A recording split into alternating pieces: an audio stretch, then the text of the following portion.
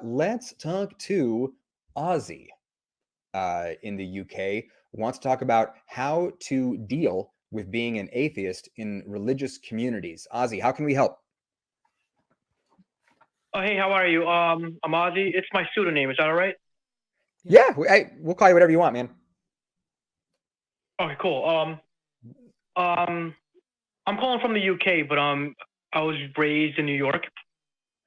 Okay. I can hear it. Yeah. Yeah. Yeah. Yeah. I'm an ex-Muslim atheist, and I'm having a lot of difficulty opening up to my family about this. And I think a lot of Sure. closeted ex-Muslim atheists and all atheists in general are having the same difficulty opening up because of the stigma that it causes. So I just wanted your opinion about, if you've had any type of experience like that with yourselves or anyone that you knew. Yes. So when I was first an out atheist, I became active in the Secular Student Alliance, where I was going to college at the time. And there was a guy in that group who I was talking to, because when I became an out atheist, basically everybody I knew growing up, the entire church community, everybody, basically it's like I don't exist now, and it has been that way for the better part of a decade. And I was talking about this, and this friend of mine said, "Oh, I can go one further than that." And he explained to me that his family hosted a funeral for him when he came out as an atheist. They discommunicated him Oh my from the God. church, cut all ties with him, and had a sort of symbolic funeral service, because as far as they were concerned, he was dead to them. So Wow. yeah, experiences vary. I mean, I'm sure you're no stranger to stories about apostates in various faiths being turned into local authorities by their families in countries where there are penalties for apostasy, up to and including death.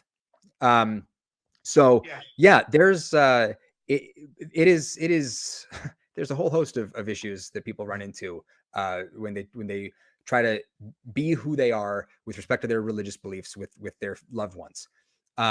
So my question to you is just wondering what it is that you run up against, because for some people it's as simple as having a conversation with family members who don't have any idea what it means for someone to be an atheist. It's not something they've ever really even encountered before. For a lot of people, that the default position as far as they're concerned is religious or theistic. So when they hear someone's an atheist, they don't know what to think, and that can be cleared up pretty quickly. For others, they live in communities where atheists are talked about as if they're evil. So I'm wondering what you're up against. Yeah, it kind of reminds me. I kind of call it the Steve Harvey mentality because of the way Steve Harvey is when he feels about atheists.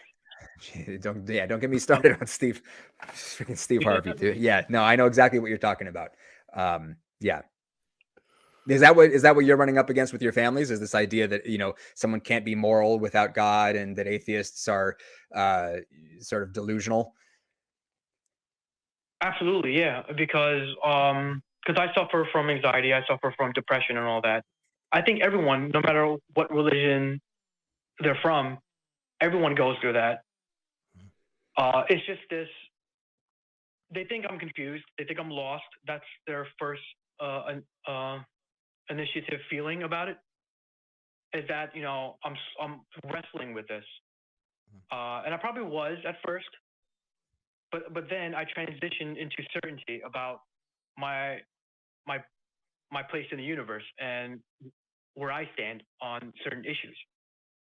So my problem with Islam and all particular religions like it is the reward punishment type of to implement rewards and punishment for anyone who doesn't believe, simply for belief.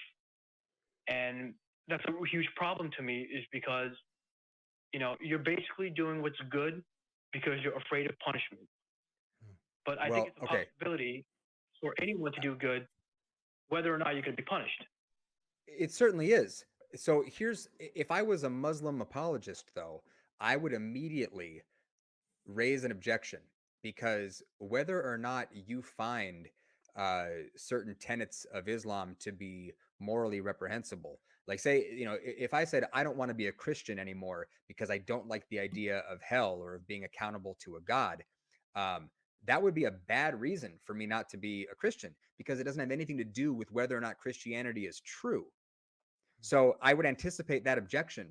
If you run into any Muslim apologists, because the question of the goodness of Allah is secondary from the question of whether or not the claims in the Quran and the Hadith and everything are actually true. Can I jump in though real quick? Please. Yeah. So there's there's a whole bunch of stuff we could go down, but I did okay this second thing before I mention it. I did okay it with the crew, so they know it's coming. But the first thing I want to say, Ozzie, is you have to make sure that you're safe and that you're stable. If you're in a place where you entirely rely on other people, whether that's financially or emotionally or socially, whatever it is, if you are in that boat, it may not be safe. It may not ultimately result in the best well-being for you and those around you by continuing to engage in these conversations, or even if you're still closeted on your atheism. So definitely, I want to say, please take that into account. And I don't know your situation. I live in quite literally the buckle of the Bible Belt down here in the South, baby. Woo! And every single time I drive to work, there are at least 3 or 4 billboards telling me about how I'm going to go to hell or I'm a sinner or whatever the heck it is. All the same tropey trope stuff out there.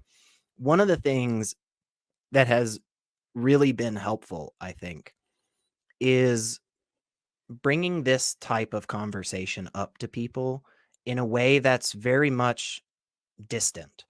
So, for instance, it doesn't have to be that I go to my local Sunday school or something and bust down the doors and go, God's not real, Jesus is a lie, suck it. Like we don't have to necessarily engage in that way, right? Sometimes it can be just as simple as somebody saying, oh well, the Lord was really watching out for you, and you go, oh, I'm an atheist, and just kind of move on from there.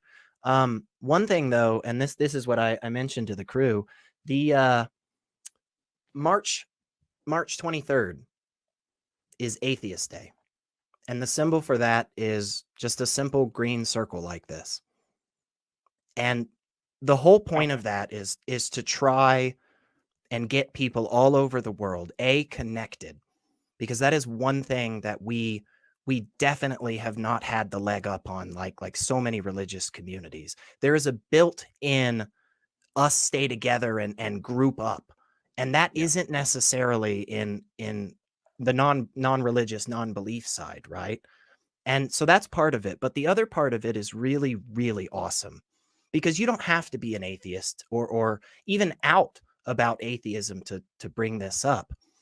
We want to live in a world, those of us that use that symbol, and those of us that will speak up on March 23rd, we want to use that to tell people it's not okay to demonize somebody Hmm. for being an atheist. Being an atheist is normal. It's okay, and you don't deserve to be kicked out of your home or jailed or killed. It's okay to be an atheist. And maybe you just, again, I don't know your situation, Ozzie, so please always take that into account. You're going to be a better judge of that than I could ever be. But maybe you just draw a green circle on your hand. And when somebody asks you, you say, I got some friends. I know some people. Heck, they're not even in the UK, man. Don't worry. They're those weird Americans across the pond. But they're atheists. They don't believe in a God. And I don't think it's right that they can't get hired for a job simply because they're atheist. Or I don't think it's right that people yell at them on the streets, because maybe the conversation doesn't have to be necessarily even about what you believe or don't. Maybe it's just, hey, this is something I think we can all get behind. Yeah. So maybe some of that is helpful too. Yeah, it's wild when you see people online talking about what their perception is, or what misconceptions they have about, you know, what atheists are, how we spend our time. I too live in the Bible Belt. I'm in the Midwest, and this is yesterday I'm at Home Depot, and I'm in the parking lot at Home Depot, and I'm seeing all these like very religious bumper stickers all over the parking lot, and I was thinking about how just how boring it is being an atheist. There's nothing to it. It doesn't affect like anything. I just, you know, I'm still just going to Home Depot like every other dude on a Saturday, you know, who's got shit to do around the house. You know, I still have my family, and I love my dog, and just another normal dude. So yeah, I love what SR just said, that with your family, it may be just a matter of them seeing that you're just still you. Yeah. You know? Yeah. I would highly recommend, we're running short on time, I would highly recommend reaching out to Recovering from Religion. Yep. The work that they do is absolutely incredible. We'll one or more of our mods will put their link in the chat there, so you can see it. Yeah, I would reach out to RFR, and probably try to get plugged into any secular groups around you. Might be helpful. Yeah. And try to model the patience that you want to see from your family with them as you're moving forward with this. It's not going to be easy, Ozzie. You're not going to be perfect at it, you know, but most importantly, you'll want to keep watching Talk Heathen. That's probably the biggest thing. That's the number one thing. Honestly, forget everything else we just said. Just hang out here every Sunday at 1 p.m. Central Time. So anything helpful there? I enjoy Atheist. I'm sorry? Nothing. I was just wrapping up. We're just trying to give you the last word, man. We got one more call to work in here before we got to shut it down. Okay, I have a lot of things to say, but I know that you're short on time, so call back in. Call back in next Sunday. Yeah. And everything. So. Yeah, call back in next Sunday. We'll be here. All right, man. Have a good one. Thanks. All right. Yeah, and if he calls in, I've dropped the call, but yeah, if you call back in, Ozzie, let us know how stuff goes. Maybe this can be sort of an ongoing thing where we try to support you in what you're going through.